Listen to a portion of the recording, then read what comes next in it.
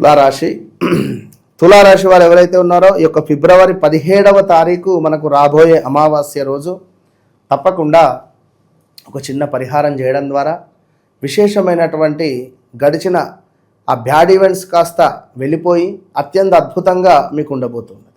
17వ తారీఖు ఫిబ్రవరి మాఘ అమావాస్య రోజు ఎవరైతే దుర్గా అమ్మవారికి 18 నిమ్మకాయ డప్పులతో దీపారాధన చేస్తారో, ఎవరైతే బ్రాహ్మణులకు కందులను దానంగా ఇస్తారో, మరి ఎవరైతే ఈరోజు మీ పితృదేవతలను స్మరిస్తారో, మరి అదేవిధంగా ఈ రోజు నాడు బ్రాహ్మణులకు ఎవరైతే ఒక నలుపు రంగులో ఉండేటువంటి గొడుగును దానంగా ఇస్తారో వీరికి ధనపరమైనటువంటి ఇబ్బందుల నుండి దూరం అయ్యేటువంటి పరిస్థితి ఉంటుంది.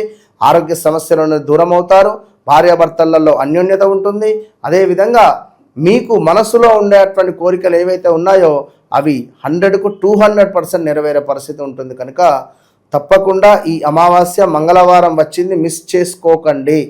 అదేవిధంగా వ్యక్తిగత జాతకాన్ని కూడా 1కి 2 సార్లు చెక్ చేసుకొని ముందుకు వెళ్ళడం ద్వారా జయం. All the best.